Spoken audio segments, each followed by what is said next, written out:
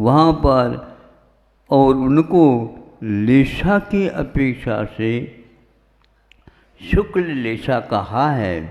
और दूसरी देखो, उनकी उम्र वहाँ पर 8 सागर की है बताया है, किंतु अन्य जितने भी वहाँ पर के जो देव है वो उस प्रकार की नहीं है। वो इस प्रकार उस प्रसंग में इनकी विशेषता बताए। इसके अलावा भी ये जितने भी हैं लोकांतिक, वो सारे के सारे एक भवावतारी है। और एक ये प्रकार से वे क्या करते हैं, 12 अंग और 14 पूर्व, एक प्रकार से वे द्वादशांग के पाठी होते हैं। और तको तत्व ज्ञान की अपेक्षा से उनका अप्रासंगिक जैसा लगता है, लेकिन नहीं, इनका जीवन बहुत शुद्ध।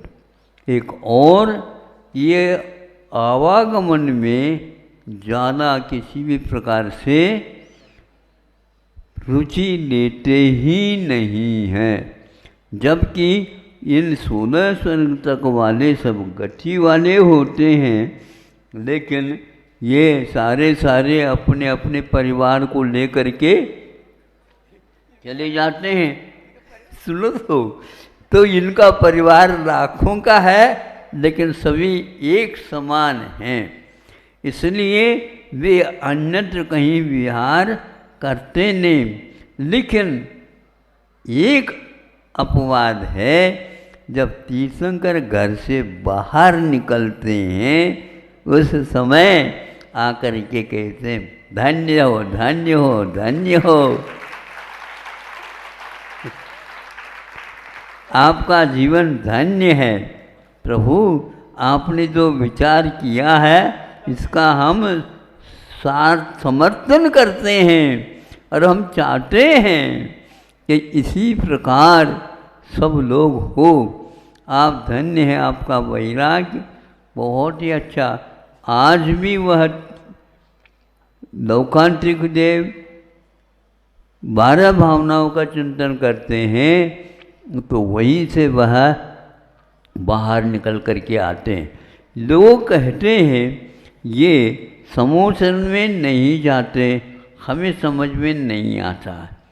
नहीं समझे, जब इतने आ ही गए हैं गृहस्थ आश्रम में, जब तक है घर में हैं, तब तक ये वह भविष्य में तीर्थंकर होने वाले, उनके समर्थन के लिए जब आ गए हैं, वहाँ से गति हो गई है, तो समूह शरण में जाने में कोई बाधा नहीं है, क्योंकि आ सकते हैं, उसमें क्या बात नहीं। ये देवर्षि है, सभी प्रकार के वहाँ पर मुनि महाराज रहते हैं, सुनते हैं समूह शरण में। ये भी देवर्षि पहले भी थे और वर्तमान में देवर्षि है, और आगे भी ये निश्चित एक भाव के बाद ऋषि बनेंगे ही। इसलिए उनको वहाँ पर जाने में कोई बाधा नहीं है, ऐसा भाव है, इतना ही पर्याप्त है। अहिंसा परमो धर्मः। शौच धर्म और सत्य धर्म में कहीं कहीं पर उल्लेख पहले सत्य आता, फिर बाद में शौच आता। कहीं कहीं पर शौच पहले सत्य बाद में, ऐसा रखा जाता। और इसके लिए यह भी हेतु दिया जाता है कि क्रोध, मान, माया और लोभ ये 4 कषायें हैं।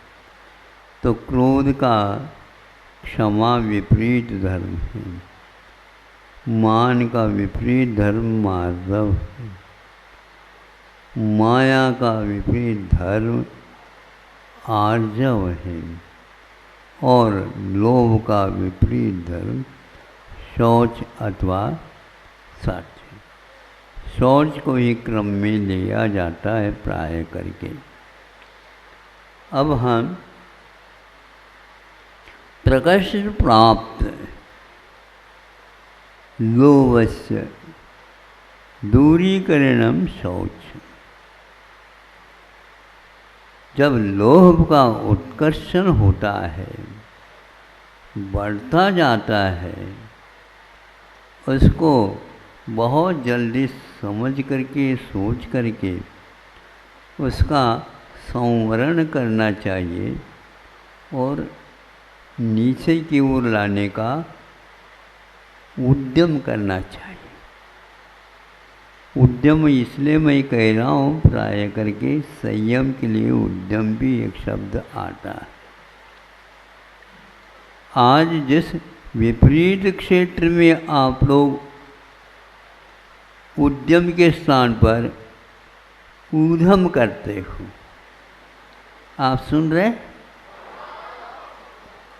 हाँ, हम कि विपरीत धर्म आपके कर्णेंद्र के लिए वर्षा हो रही है, फिर भी आपको सुनना है। मनोयोग के साथ सुनेंगे, अवश्य यह ध्वनि आपके कानों तक आ रही है। वैसे तो आप फ़ोन वगैरह कर लेते हैं, मोबाइल पर सुनते हैं, तो बहुत जहाँ आवाज़ उत्पन्न होती रहती है, बरकरार एक एक शब्द एक एक अक्षर आप सुन लेते हैं। यहाँ पर भी वही मनोयोग लगा करके आप इसको ग्रहण करेंगे। तो शौच का अर्थ ये हुआ लोभ न करें। हाँ, ये एकांत नहीं है। यदि लोभ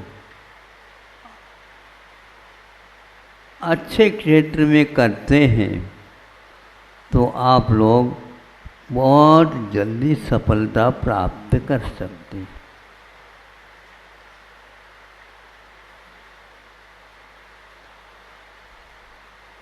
भोजन के लिए बैठ जाते हैं आप, भूख तो कड़ाड़ी लगी हुई है, किंतु आप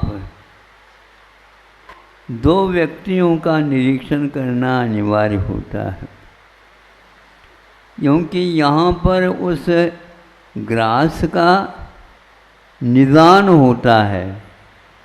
निदान का मतलब वो मीठा है, तैपरा है, कड़वा है, कछायला है, आदि आदि।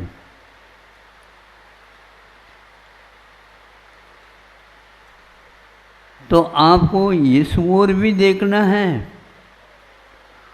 फिर इसके उपरांत जब वह ग्रास चरवण के साथ नीचे चला जाता है, वह बढ़ता चला जाता है और ऊपर से जो है आपको अच्छी लग रही है, उसको आप आग्रह के अनुसार, प्रार्थना के अनुसार उसको ले लेते हैं और नीचे वाला आपको कहता है भैया हमारी ओर भी आप ध्यान दो।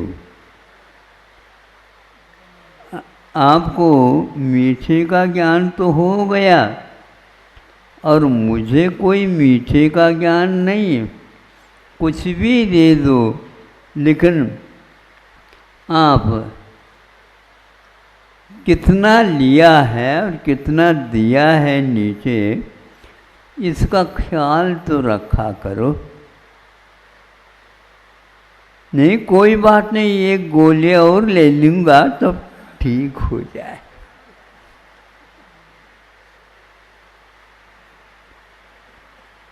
क्योंकि शरीर तो शरीर है, अविनाशी है ही नहीं। इसलिए भस्मीभूतस्य देहस्य पुनरागमनम कुतः है। यह भस्म होना है एक दिन, इसलिए पुनः मिलना तो है ही नहीं। तो अच्छे ढंग से घी को खाया जाता है प्राय करके, लेकिन वो चारवाक मत वाला घी को खाने के स्थान पर पिबेत का पी लेना चाहिए। गलती न करियो।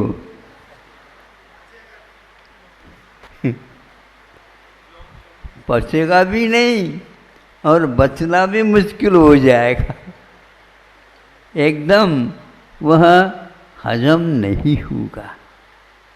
अनुपात से यदि लेते हैं तो वह गुणकारी है। अनुपात का अर्थ यह है मिल रहा है ले लो, नहीं, आप अपने हाथ से अनुपात निकालो, मुझे कितना लाभप्रद है ऐसा। इसलिए परोसने वालों को भी ध्यान रखना चाहिए और जिसे परोसा जा रहा है उसको भी ज्ञान नहीं ध्यान अच्छे ढंग से रख लेना चाहिए। अतिमात्रा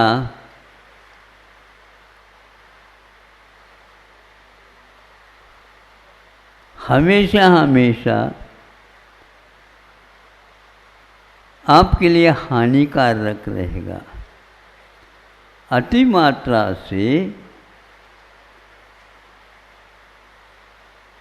क्या होता है?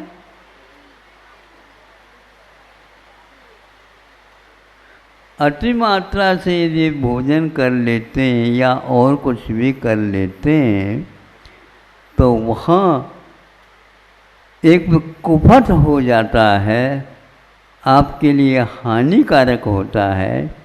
इसलिए मात्रा मासी हो ऐसा कुछ ध्यान में आ रहा है।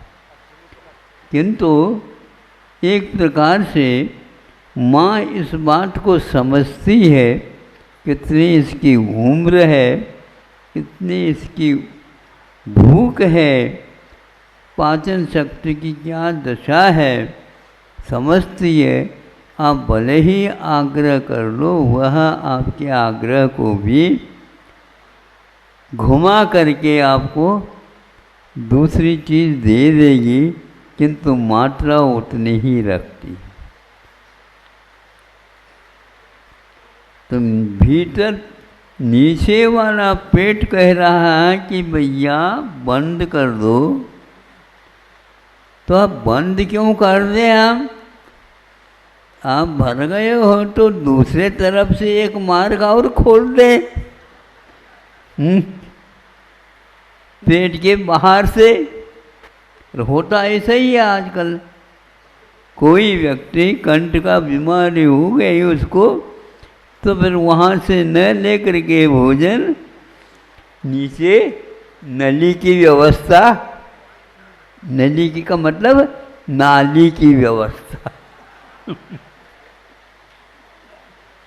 उसको धो नहीं सकते।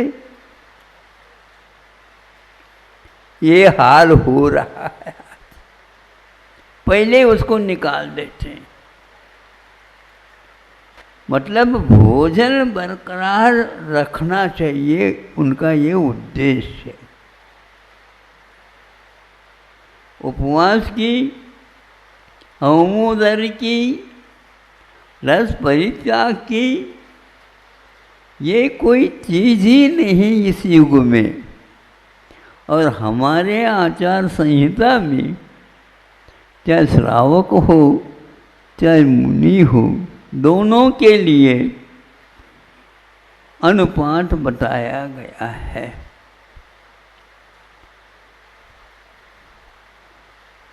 शंकाओं के बारे में उन लोगों ने कहा है, लघु शंका दीर्घ शंका के लिए जाऊं क्या नहीं जाऊं, और भोजन के लिए उठना है और कुछ भूख कम सी लगी है,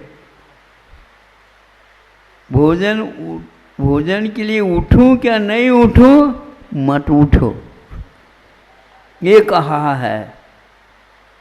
तो आप लोग क्या करते हैं, मेहमान आए इसलिए उनके साथ तो हमें भोजन तो करना ही होगा, और हमारे जल्दी उठेंगे तो उनको भी जल्दी उठना पड़ेगा। इसलिए अब क्या करें, नहीं, मेहमान को कह दो थोड़े से आज स्वास्थ्य में गड़बड़ी है, इसलिए मैं अभी इस समय भोजन नहीं कर सकूँगा, मैं बैठ जाऊँगा, आपको परोसता रहूँगा। ये आवश्यक है। जो चीज़ हानिकारक है जानते हुए भी उसका सेवन यदि हम करते हैं, हमसे बढ़कर के कोई अविवेकशील मनुष्य नहीं है। क्योंकि विवेक और अविवेक का मैं इसलिए प्रयोग कर रहा हूँ, इसका क्षीर नीर विवेक के लिए कहते हैं ना, उसी प्रकार इसका अर्थ निकलता है। वेद विज्ञान और सामान्य ज्ञान में बहुत अंतर होता है। इससे हम अपने जीवन को शांतिपूर्वक जी सकते हैं। पच रहा है, यह नहीं पच रहा है, ये ज्ञान नहीं करते हैं तो कैसा होगा। इसके बारे में कई स्थानों पर ये लिखा कि जिसको आहार विहार और निहार का बोध नहीं रहता, वह व्यक्ति कभी भी मुनि नहीं बन सकता। और यदि मान लो कोई आपके आग्रह करके मुनि बनाना चाहे तो मैं तो आप लोगों को आशीर्वाद नहीं दे सकता, क्योंकि यह अभ्यास पहले अनिवार्य है। यदि आपको वह पच नहीं रहा है